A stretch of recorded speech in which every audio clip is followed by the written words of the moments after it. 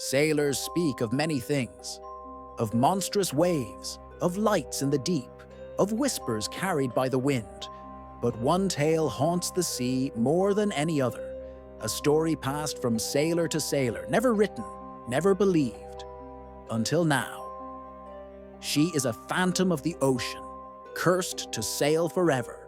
Her name, etched in terror across 3 centuries, is the Flying Dutchman.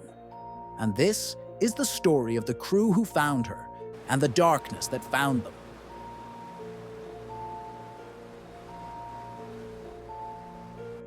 The waves of the Atlantic roared like a beast awakening from slumber. Lightning split the night sky over the Cape of Good Hope, casting an eerie glow upon the sea. In the distance, barely visible through sheets of rain and mist, sailed a vessel no living soul wished to meet. Her sails were torn, yet forever full of wind. Her hull was blackened as if scorched by the flames of hell itself. And her name, spoken only in whispers, was the Flying Dutchman. Captain Hendrik van der Decken stood at the helm, his eyes fixed on the horizon with a madness only damnation could forge. Once a respected Dutch merchant captain, van der Decken had grown arrogant, blinded by his obsession to round the Cape no matter the cost. Years ago, during an ill-fated voyage from Amsterdam to the East Indies, he defied both God and sea, cursing heaven itself when a storm forced his crew to beg him to turn back. "Round the Cape we shall," he roared into the night, "even if it takes us until doomsday." And doomsday, it seemed, came early. The moment his oath left his lips, the skies erupted. A colossal wave shattered the mast, men were swept overboard, and the sea swallowed their cries. But when the morning came, the ship still sailed, untouched by time or tide, while van der Decken and his surviving crew found themselves bound to the ocean forever. 300 years later, the legend of the Flying Dutchman lingered in sea shanties and sailors' tales. But no one believed it. Until the Marable vanished. The Marable was a state-of-the-art research vessel out of Cape Town, commissioned by a wealthy shipping magnate, Dr. Thomas Halberg, to investigate strange electromagnetic anomalies along the African coast. The last message received from the crew was a single line of static-laced panic. "We're not alone out here." When the vessel failed to return, Halberg, facing scrutiny from press and government alike, sought answers. He turned to a disgraced oceanographer, Dr. Evelyn Arendt, once a leading figure in deep-sea archaeology, until her theories of spectral maritime phenomena ruined her career. Evelyn, wary but intrigued, agreed to join the expedition on one condition: she would have full authority over the crew and mission parameters. Halberg, desperate, relented. Thus, aboard the salvager ship Orpheus, Evelyn assembled a crew. First mate Noah Briggs, a former Navy diver with a tormented past. Lena Park, a tech-savvy sonar expert with a taste for ghost stories. And Declan Rourke, a cynical ex-journalist turned documentarian, eager for a story worth telling. They sailed under a moonless sky, guided by fragmented coordinates from the Marable's black box. As they neared the Cape, instruments began to fail. GPS showed impossible coordinates, clocks spun backwards, and sonar detected a massive object moving toward them beneath the waves. Then, it emerged. The Flying Dutchman burst from the fog like a specter of vengeance. It passed them silently, defying all logic. Evelyn stood on the deck, transfixed. Her theories were true. A cursed ship, caught in a liminal state between the living and dead, sailing an eternal loop. But there was more. The Dutchman wasn't just a ghost. It was a prison. Evelyn theorized that time was fractured aboard. The crew, doomed to relive their final voyage, might still be there, somewhere between past and present. If they could board it, perhaps the mystery of the Marable would be solved. Despite Briggs's protests, Evelyn ordered a boarding party. They took a lifeboat, braving unnatural waves that lapped like the tongues of beasts. The moment they set foot on the Dutchman, the sea went silent. Wind died, and the sky darkened. Inside, the ship was suspended in time.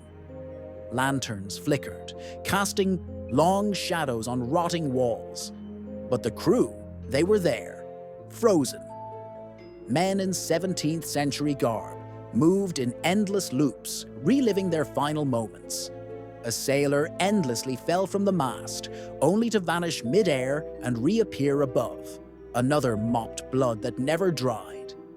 Then they found the Maribel's captain, strung from the rafters in the galley, eyes wide in terror, flesh impossibly fresh. On the table beside him, a journal, its last entry scrawled in crimson ink. We saw them. Their eyes glowed. They are not dead, not truly. As Evelyn read, she realized the truth. The Dutchman was not cursed by mere superstition, but by something darker, a rift between worlds.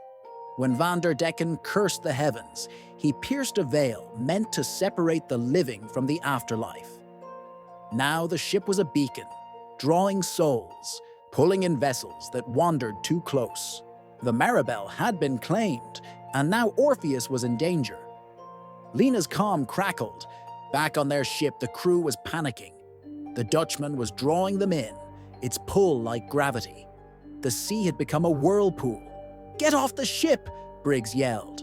But Evelyn hesitated. She had seen something, someone, a boy, her brother, years ago. Evelyn's younger brother, Nathaniel, had vanished in a storm off this very coast. His body was never found. And now he stood before her, no older than he had been that day, staring at her with empty eyes. "It's not him," Briggs warned, grabbing her arm. "It's the ship. It's feeding on you." The moment they fled back to the lifeboat, the boy vanished. Behind them, the crew of the Dutchman stood along the rails, watching in unison, their mouths moving as one.